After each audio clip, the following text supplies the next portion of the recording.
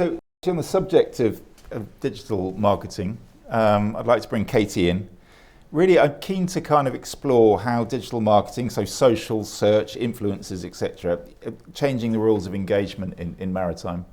Digital has completely changed the way we communicate in Maritime, but I'm not going to sit here and say, we need to be all over social media, I need to be in the top 3 positions in search engines, because that's the conversation you all have been having for the last 10 years or so.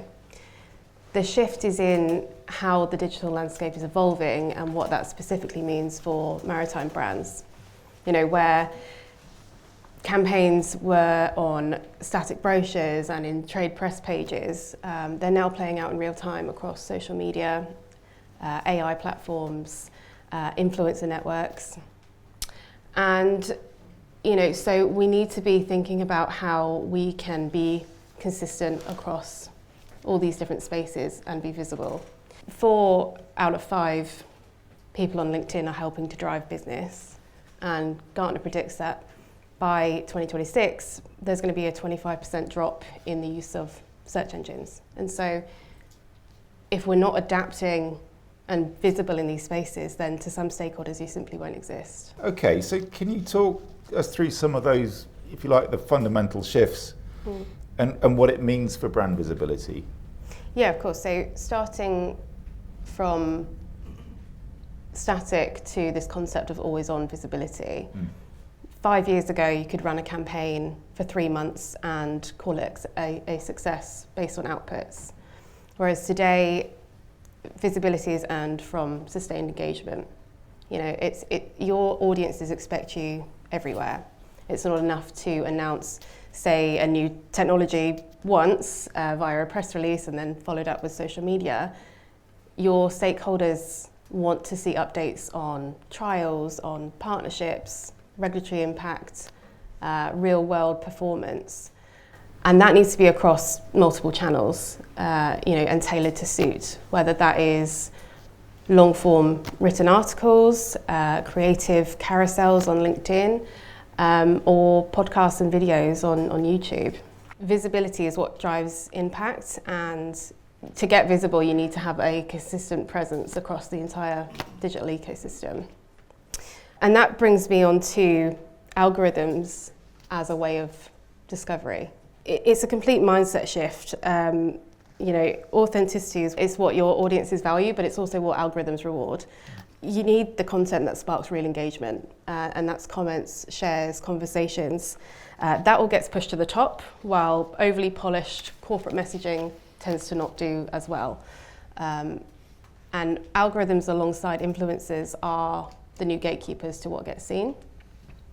And it's why content from individuals as spokespeople and trusted third-party voices are becoming so powerful. When influencers and subject matter experts share those insightful perspectives, algorithms amplify that because it's seen as a trusted source of information.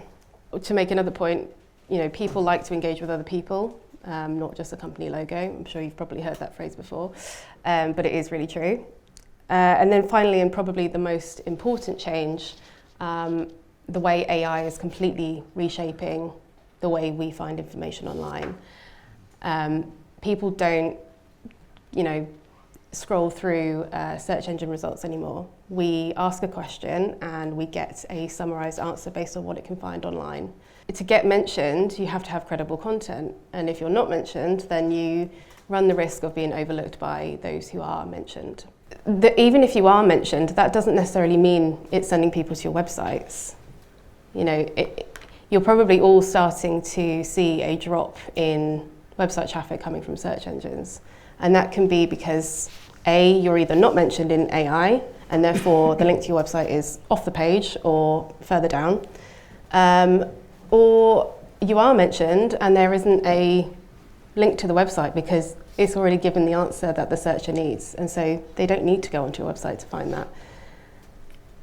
And that has completely changed, the way we're thinking about SEO.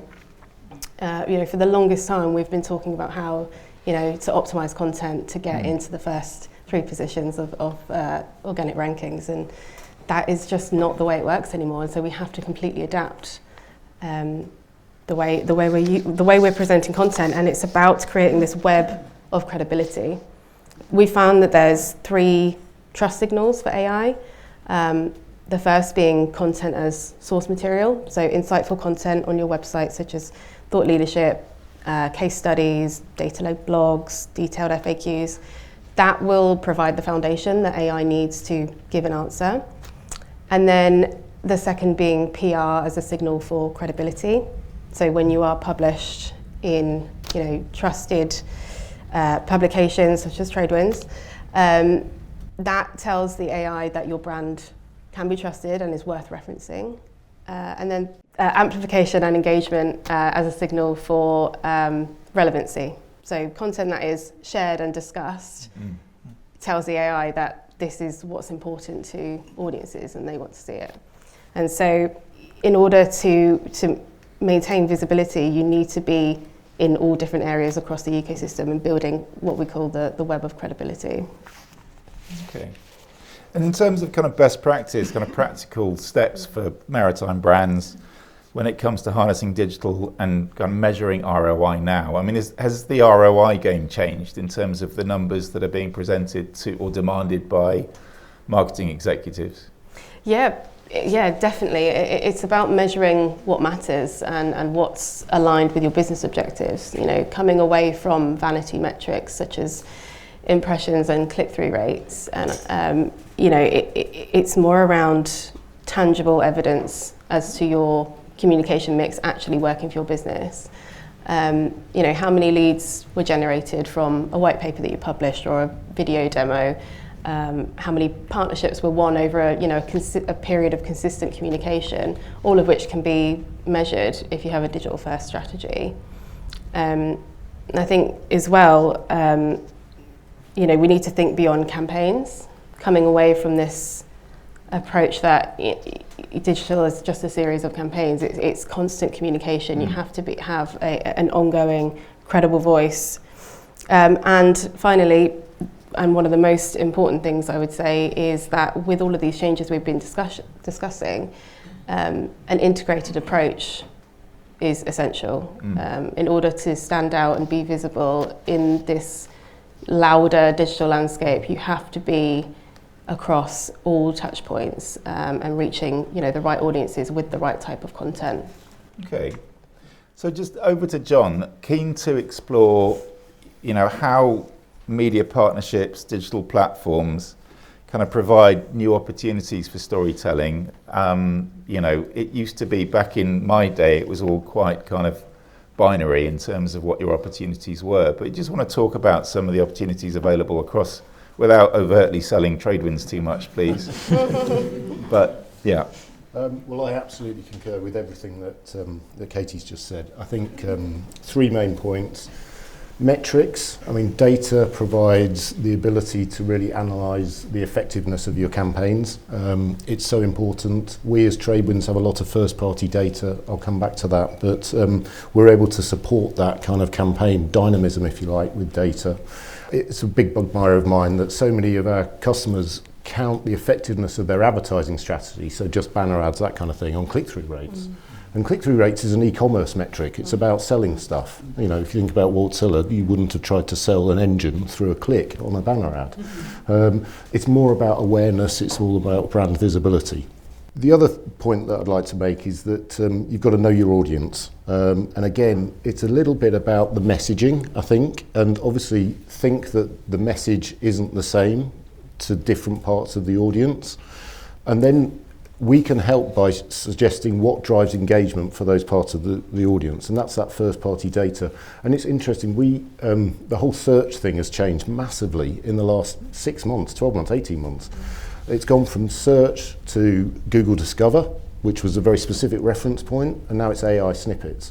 So that has a massive impact, particularly on we've got some smaller publications in our portfolio that really struggle because they were heavily reliant on search, and that's gone.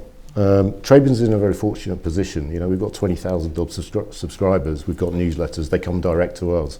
So because we've got that first party data, we can then use it to help with campaign management. So that's one thing. And then the final thing is just that consistency of message across the platforms. Again, Katie mentioned it.